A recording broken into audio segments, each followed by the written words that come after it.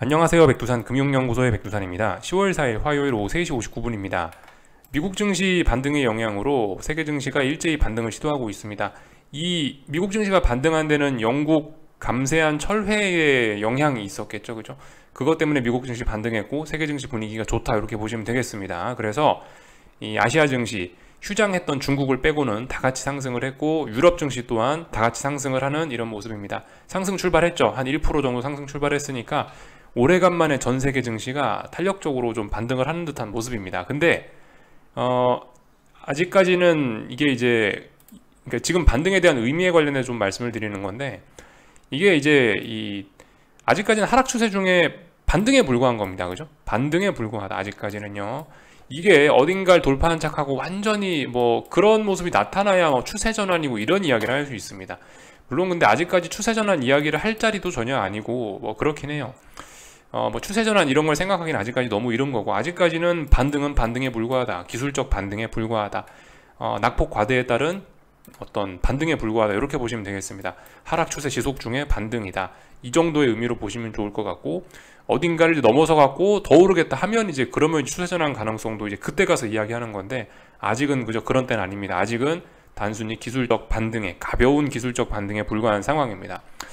그리고 뭐 오늘 매수세가 나왔다, 오늘 상승했다라고 해서 무조건 이제 탄력적으로 계속 반등을 한다라는 걸 주장하는 건 아닙니다. 조금 더 지켜봐야 돼요. 얘가 탄력적으로 이제 어딘가를 돌파한 척해서 완전히 넘어서서 이렇게 뭐 얘가 오를지 아니면은 이 증시는 무조건 그러니까 하락 아니면 상승만 있는 게 아니에요. 횡보란 것도 있습니다.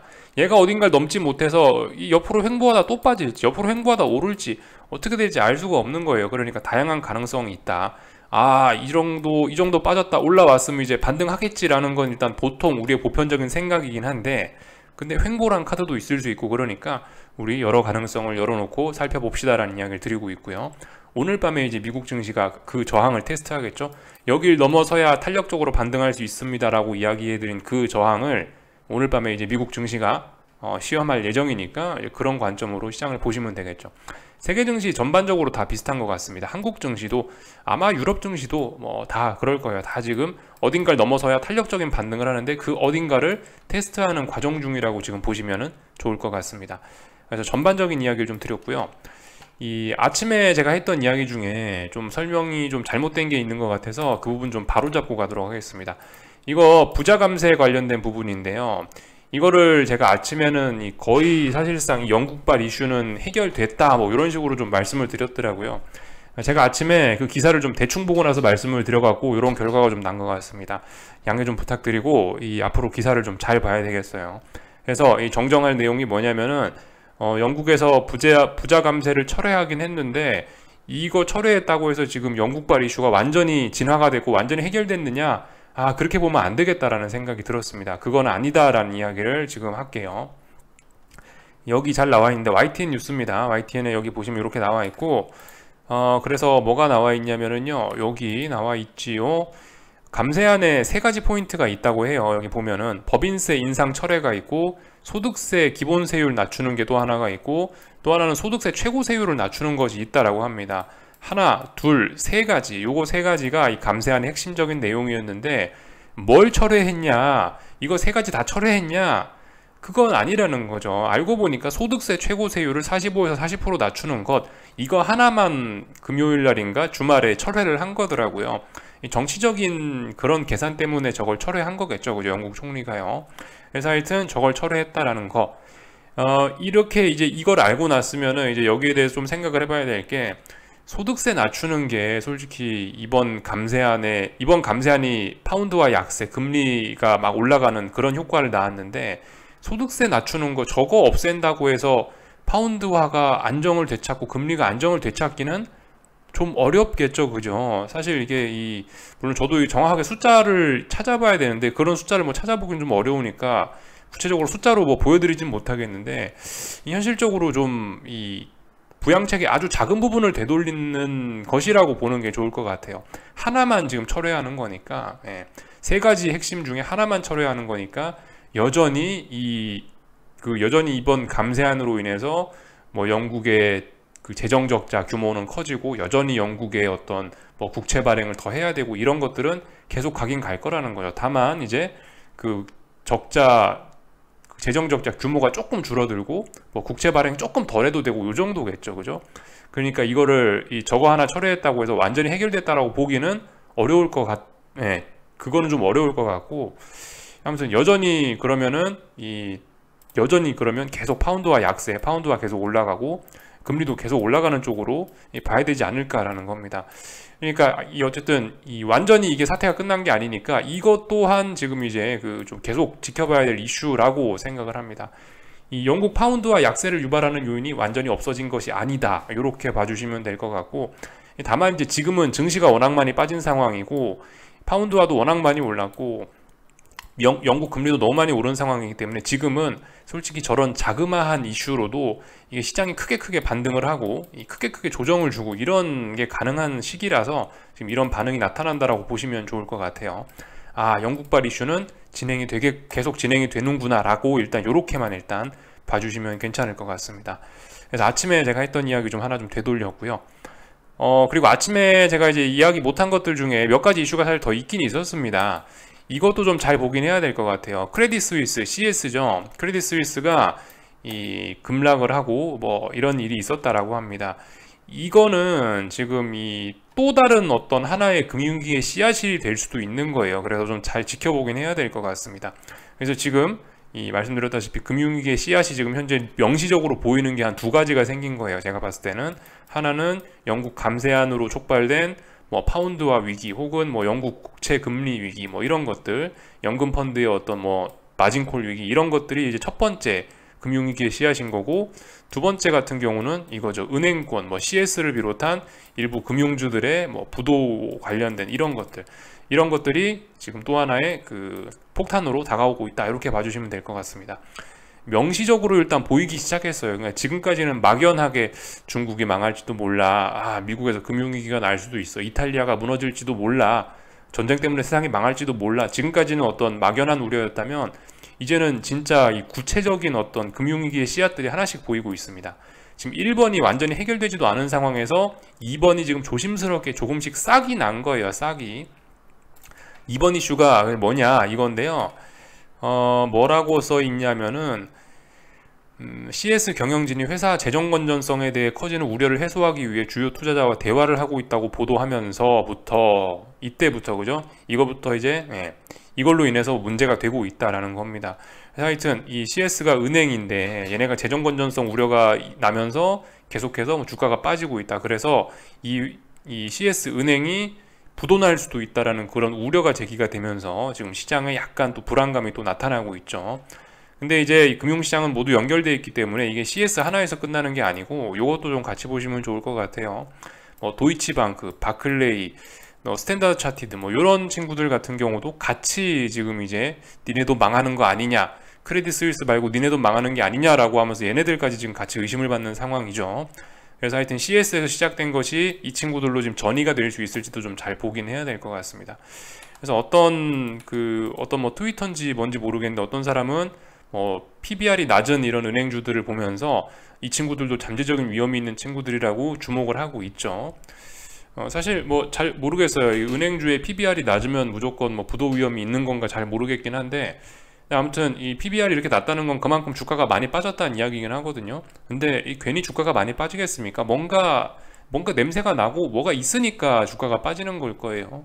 이 친구들이 지금 위험 대상이다, 뭐 어떤 부도 위험이 있는 그런 친구들이다 보시면 되겠습니다. 그중 가장 대표가 크레딧 스위스와 뭐 도이치방크 이 정도가 되겠네요. 이렇게 좀 보시면 될 것 같습니다. 아직까지는 그죠. 그래서 뭐 아직까지 뭐 당장 이것 때문에 뭐 또 세상이 망할 거다, 당장 이것 때문에 금리가 치솟고 큰일 났다, 이건 아닙니다. 이 이슈를 이제 좀 잘 봐야 되는 거예요. 지금 CS와 도이치방크에서 시작된 이런 불안감이 지금 싹을 틔웠는데 이 싹이 무엇으로 커나갈지 모른다는 겁니다. 싹이 빨리 잘려버리면 다행인데 이 싹이 나무가 될 수도 있는 거고 뭐가 될지도 모르는 거기 때문에 이런 부분은 좀 우리가 잘 지켜봐야 되겠다라는 거. 그래서 이 1번 이슈가 해결되기도 전에 또 다른 2번 이슈가 등장을 했다 라는 겁니다. 그래서 확실히 지난 2008년 금융위기 때와 비슷한 약간 그런 느낌이 좀 들고 있어요. 여기저기서 파이프에 물이 흘러가고 있는데 한 군데 크랙 생겨갖고 빵 새고, 이거 막으니까 다른 데서 빵 새고, 다른 데서 빵 새고, 한 군데 셀 때마다 주가가 폭락하고, 이거 막으면은 살짝 반등하고, 또 다른 데서 세면 또 폭락하고, 이거 막으면 살짝 반등하고, 다른 데서 또 세고 또 폭락하고 좀 반등하고, 약간 이런 느낌, 이런 식으로 하여튼 진행이 되고 있다라고 생각이 됩니다. 그래서 하여튼 또 하나 중요한 위기가 등장을 했다, 이렇게 보시면 될 것 같습니다. 근데 지금은 말씀드렸다시피 이게 저런 이제 새싹이 텄으니까 주가가 폭락해야 되는 거 아니냐 싶지만, 말씀드렸다시피 이게 증시의 가장 큰 호재는 주식이 많이 빠진 게 가장 큰 호재예요. 지금은 증시가 좀 충분히 좀 많이 빠져 있는 상황이기 때문에, 또 그리고 환율도 최근에 너무 많이 오르고, 하여튼 뭐든지 좀 너무 많이 움직인 상황이기 때문에 지금 계속 그쪽 방향으로 다들 갈 수가 없습니다. 뭐 금리가 좀 계속 오르기도 부담스럽고, 환율이 계속 오르기도 부담스럽고, 증시가 계속 떨어지기도 부담스럽고, 이런 상황이라 지금 같은 경우는 어쨌든 좀 뭐라고 할까요? 어떤 뭐 호재와 악재가 뭐 공존하는 뭐 그런 좀 혼란스러운 시간, 뭐 그 정도로 좀 보시면 좋을 것 같아요. 물론 아래쪽으로 유리하죠, 그죠? 근데 단기적으로 아래쪽으로 너무 많이 갔으니까 좀 위쪽으로도 좀 반격을 할 수 있는 그런 시간 정도라고 보고 있습니다. 그런 시간이니까 이제 이런 뉴스들도 계속 나오는 거겠죠, 그죠? 한국을 비롯한 여러 나라 정부나 중앙은행들에서 각종 부양책이나 립서비스 등을 하면서 뭐 시장에 개입하는 곳들도 있고요. 그렇기 때문에 그죠? 지금 계속해서 시장이 무식하게 빠지기만은 좀 어려울 수 있어요.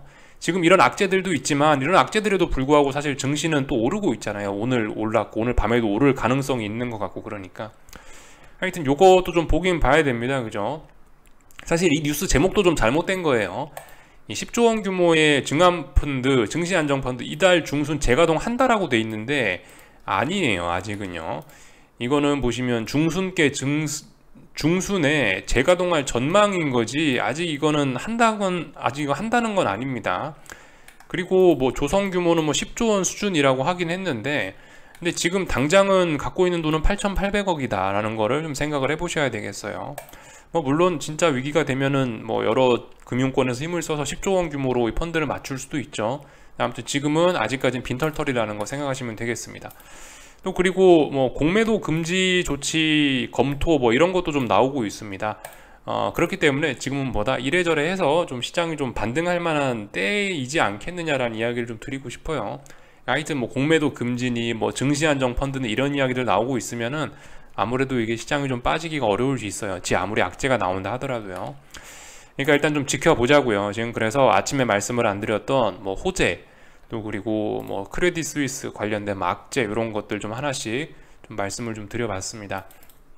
이슈가 워낙, 그러니까 이게 엄청나게 사실 굵직한 이슈들이거든요. 하나하나가 굉장히 중요한 이슈들인데, 이런 것들이 너무나 많이 나오다 보니까 이게 저도 다 말씀 못 드리고 넘어가는 경우도 있고, 설명드리기도 좀 복잡하고 좀 그런 면이 좀 있긴 하네요. 그러니까 지금 이런 상황에서 여러분들 이렇게 이슈가 많기 때문에 하여튼 잘 움직이셔야 됩니다. 그래서 잘 움직일 자신 없으면 가만히 있는 것도 답이 될 수 있어요. 잘 모르겠다, 근데 욕심만 있고 그러면은 다칠 수가 있겠죠, 그죠? 웬만하면 그래서 중요한 건 지지와 저항. 어쨌든 우리는 이거 증시에 투자하는 거 아닙니까? 그러니까 이 증시의 지지와 저항 요거 보면서 투자 타이밍, 구체적인 언제 어떻게, 그거는 이제 이 차트를 보면서 지지와 저항 찾아가면서 그걸로 결정하셨으면 좋겠어요. 그러니까 호재가 나왔으니까 오른다, 악재가 나왔으니까 떨어진다의 개념이 아니고, 지지선이 여기 있고 저항이 여기 있으니까 이걸 넘어가니까 어떻게 되고 이걸 붕괴시키니까 어떻게 된다의 개념으로 좀 냉철하게 좀 보셨으면 좋겠다라는 생각입니다. 물론 그죠, 이 큰 흐름은 변함없다, 뭐 이렇게 말씀드리면 될 것 같고요. 그래서 뭐 얼추 일단 이슈들 이야기를 좀 다 하긴 했고요. 뭐 특별한 거 없죠. 그래서 뭐 다 같이 오르고 있다 이런 내용들이고, 오늘 한국 증시 반등했습니다. 290이 중요한 어떤 저항이라 말씀드렸죠. 290까지 일단 올라왔어요. 넘을지 아니면 290을 못 넘어갈지는 이제 오늘 밤 미국에서 어딘가에 넘어가느냐 못 넘어가느냐에 따라서 좀 영향을 받지 않을까 싶고요. 이 풋옵션들 하여튼 이런 것들 좀 잘 보셔야 되겠습니다. 풋옵션이 그 전날 이 8.7까지 갔던 8.8까지 갔던 이런 풋옵션이 오늘 하루 만에 2.6까지 내려왔죠, 그죠? 그러니까 하루 만에 지금 개인들 사실상 9월 26일부터 개인들이 풋옵션 많이 샀는데, 이거 하나 둘 셋 넷 다섯 5일 동안 오르는 거 하루 만에 다 빠뜨린 거예요. 이게 얼마나 무서운 시세인지 좀 이런 것들 좀 잘 보셔야 되겠습니다. 개인들 거의 1,000억 가까이 샀는데 하루 만에 전부 다 1,000억 개털 만들어 버렸어요. 완전히 바보 된 거죠, 전부 다. 그러니까 뭐다, 이 하방 같은 경우 이 변동성이 워낙 크고 해서 어설픈 추격이나 이런 거는 굉장히 위험할 수 있다, 이런 걸 좀 잘 보여주는 사례라 생각합니다. 특히 옵션 같은 거, 이렇게 살붙어 있는 옵션은, 포동포동하게 살찐 풋옵션들 같은 경우는 이렇게 금방 죽기도 한다라는 걸 좀 잘 보셔야 되겠어요. 그래서 뭐 이런 이야기 드렸습니다. 하여튼 뭐 맨날 드린 이야기죠. 딱히 뭐 체크할 건 없는 것 같고, 그래서 뭐 옵션 여기 그 한 번만 좀 더 좀 보자면은 이거 정말 심각하긴 합니다. 누적 포지션 같은 것들 보시면은 지금 오늘 종가 290이죠. 290 요 자리인데 요 밑에 개인들 이거 풋옵션 매수했던 거 요만큼요. 240억, 200억, 95억, 270억, 170억, 이거 전부 다 손해로 이제 돌아서는 거예요. 전부 다 깡통 되는 겁니다. 이런 부분들 좀 조심하셔야 될 겁니다. 진짜 옵션이라는 게 무서운 상품이고 그렇다는 거, 그리고 욕심의 끝이 안 좋다라는 거를 좀 다시 한번 좀 이런 거 보면서 좀 느끼셨으면 좋겠어요. 하루 만에 지금 여기 있는 이 물량들 전부 다 완전 없어져, 이 물량들 전부 다 바보가 돼버린 거죠. 이렇게 좀 생각을 하시면 좋을 것 같습니다. 그리고 개인들이 풋만 한 게 아니고 콜옵션 매도로도 또 베팅을 해서 아주 공격적인 하방을 봐가지고 이 지수 올라가면 콜로도 손해를 보고 풋으로도 손해를 보는 지금 뭐 그런 상황이 되어가고 있습니다. 투기는 굉장히 위험하다라는 거를 좀 말씀을 좀 드리고 싶네요. 그래서 남들 다 할 때는 때가 아닌 겁니다. 그죠? 남들이 다 아래를 볼 때는 아래로 안 가고, 남들이 다 위를 볼 때는 위로 안 가고, 뭐 이런 일이 일어나는 것 같습니다. 뭐 이 정도까지 보면 될 것 같고요. 특별히 뭐 할 이야기 없고요. 그죠? 오늘 말씀드렸던 거, 저 미국 증시가 이 S&P 기준으로는 3,730 이 정도 넘어가면은 3,900까지 탄력적으로 반등할 수 있다 이야기 해드렸고, 나스닥은 어딥니까? 저기 한 11,570 정도 돌파한 척 하면은 한 11,780까지는 또 좀 탄력적으로 올라갈 수 있다, 이 정도로 말씀을 드렸습니다. 그거 위주로 좀 보시면 좋을 것 같고요. 딱히 뭐 지금 뭐 점검할 만한 이슈 뭐 이런 것도 없습니다. 뭐 경제지표 발표 이런 것도 특별히 없고요. 빅스 변동성지수 측면에서 봐도 지금 변동성지수 떨어지는 게 지금 자연스럽단 말이죠. 이런 것들 좀 잘 보시면 될 것 같고, 그러니까 지금 같은 경우는 일단 지수가 더 상승하는 게 일단 자연스러운 그림이긴 해요. 단기적으로 많이 빠졌기 때문에 상승하는 게 자연스럽다라는 관점도 맞을 것 같고, 어제 또 매수세를 보여줬으니까 그 매수세 덕분에 더 올라갈 수 있다라고 봐주는 것도 뭐 그런 것도 괜찮은 것 같고요. 다만 이제 말씀드렸다시피 이제 상승하는 게 자연스러운 때인데요. 근데 상승해야 될 때 이제 상승하지 못하면은 이제 그건 또 분위기 더러워진다라고 아침에 말씀을 또 드렸습니다. 그래서 뭐 이 정도만 말씀드리면 될 것 같고, 하여튼 주 후반에 고용지표 나오는 거 있으니까요. 뭐 그게 좀 이번 주에 중요할 것 같습니다. 그래서 뭐 요까지만 할게요. 궁금한 거 리플 남겨주시고 내일 아침에 뵙도록 하겠습니다. 여기서 마치겠습니다.